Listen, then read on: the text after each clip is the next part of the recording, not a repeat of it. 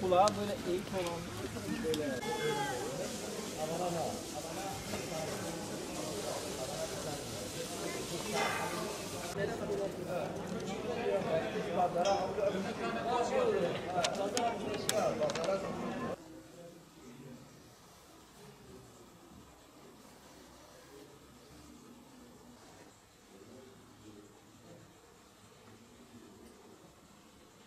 Şu anda Batman ilimizde gündemde olan hayvancılık organize sanayi bölgesidir.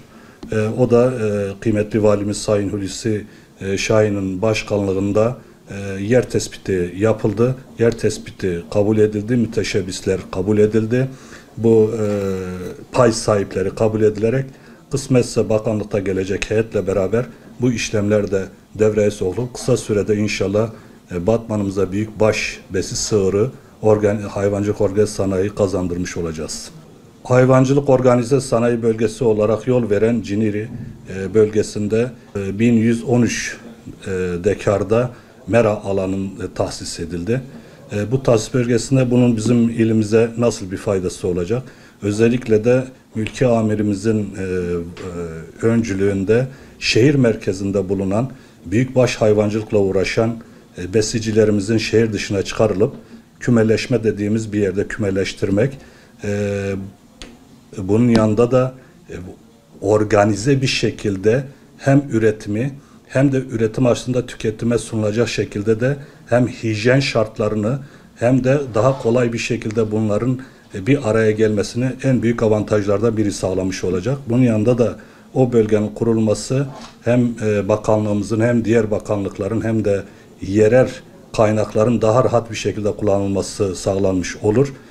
Bu konuda da hayvancılık organize sanayinin birçok avantajı bulunmaktadır. Bunlarda da en çok da istihdam edilen personellerin vergi muafiyetleri, buradaki KDV muafiyeti, bunun yanında da orada altyapı için olsun, diğer konularda olsun.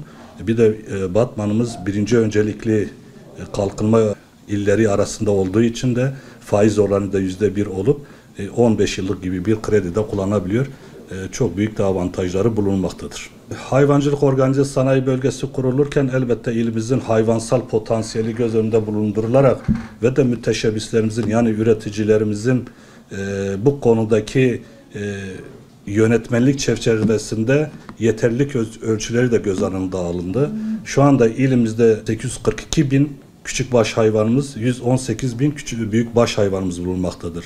Fakat bunun en aşağı 150 işletme sahibi göçer durumda olup yani bunun %50'si göçer hayvanlıkla uğraşmaktadır küçük hayvan yetiştiriciliğinde. Bunun yanında büyükbaş süs sığırlı yetiştiriciliğinde ise bu genellikle üreticilerimizin elinde 1 ve 10 baş arasında bir süt sıvırcılığı bulunmakta dağınık bir şekilde. Ama yönetmelikte eğer kurulacak organize hayvancılık sanayi bölgesinde en aşağı 50 baş olması gerekir bir işletmede. Bunun yanında da küçük baş da yine 50 baş, 50 işletme ve 500 baş olması gerekir. Bu da yine aynı şekilde küçük baş konusunda da bir yetersizlik var. Bunu en iyi şekilde de bizim verilerimizde, elimizdeki istatistiki veriler ve ilimizdeki potansiyele baktığımızda bu yönetmenlikte de istenen 50 baş ve 50 işletme şu anda büyük besibaş hayvancılık buna uygun olduğu tespit edilmiştir. Konuda bir karar alınmıştır.